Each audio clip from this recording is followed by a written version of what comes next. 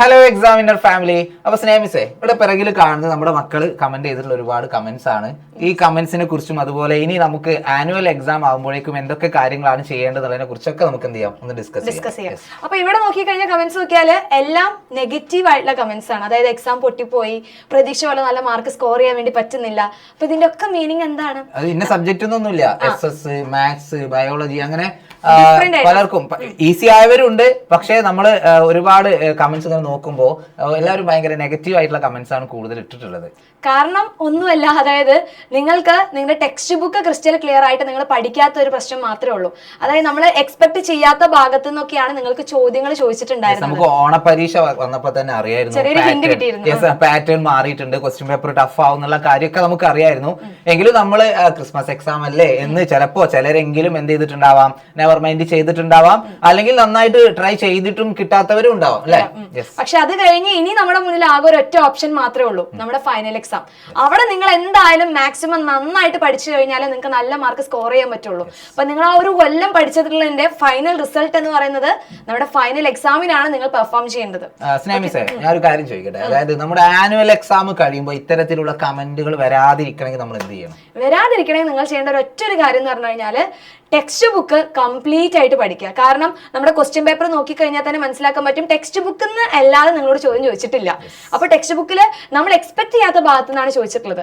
അപ്പൊ ഓരോ ലൈൻസും കൃത്യമായിട്ട് പഠിച്ചു കഴിഞ്ഞാൽ നിങ്ങൾ ആഗ്രഹിച്ച പോലെ തന്നെ ഫുൾ മാർക്ക്. ഈ ഒരു കുറഞ്ഞ സമയം കൊണ്ട് ഈ ടെക്സ്റ്റ് ബുക്ക് കംപ്ലീറ്റ് റിവൈസ് ചെയ്യാന്നൊക്കെ പറഞ്ഞാൽ അത് പോസിബിൾ ആണോ? പോസിബിൾ അല്ലാത്ത കാര്യമൊന്നുമല്ല. കോൺസെപ്റ്റ് മനസ്സിലാക്കി കഴിഞ്ഞാൽ എന്തായാലും സെറ്റ് ആവും. അപ്പൊ അതിന് വേണ്ടിയിട്ടാണ് നിങ്ങൾക്ക് ഇങ്ങനെ ടെക്സ്റ്റ് ബുക്കിലുള്ള ഓരോ കാര്യങ്ങൾ, അതായത് 100% ടെക്സ്റ്റ് ബുക്ക് കംപ്ലീറ്റ് ആയിട്ട് പഠിപ്പിച്ചു തരുന്നതാണ് നമ്മുടെ ക്രാഷ് ബാച്ച് എന്ന് പറയുന്നത്. തീർച്ചയായിട്ടും. അപ്പൊ ക്രാഷ് ബാച്ചിൽ ഓൾറെഡി ഒരുപാട് മക്കൾ ജോയിൻ ചെയ്തിട്ടുണ്ട്. ആർക്കെങ്കിലും ജോയിൻ ചെയ്യണം താല്പര്യം ഉണ്ടെങ്കിൽ താഴെ കാണുന്ന നമ്പറിൽ കോൺടാക്ട് ചെയ്യുക. എന്തൊക്കെയായിരിക്കും നമ്മൾ ക്രാഷ് ബാച്ചിലൂടെ നമ്മൾ കൊടുക്കുന്നുണ്ടാവുക? അപ്പൊ നമ്മൾ ഓൾറെഡി പറഞ്ഞിട്ടുണ്ടായിരുന്നു, കംപ്ലീറ്റ് ആയിട്ട് ടെക്സ്റ്റ് ബുക്കിലുള്ള ഓരോ ലൈൻസ് നമ്മൾ പഠിപ്പിക്കും. അപ്പോൾ നിങ്ങൾക്ക് ആ ടെക്സ്റ്റ് ബുക്കിലുള്ള ഓരോ ലൈൻസും ഒരാൾ പഠിപ്പിച്ചു തരുന്നത് വളരെ കുറച്ച് സമയം കൊണ്ട്. അവിടെയാണ് നിങ്ങൾക്ക് ടൈം മാനേജ് ചെയ്യാൻ പറ്റുക.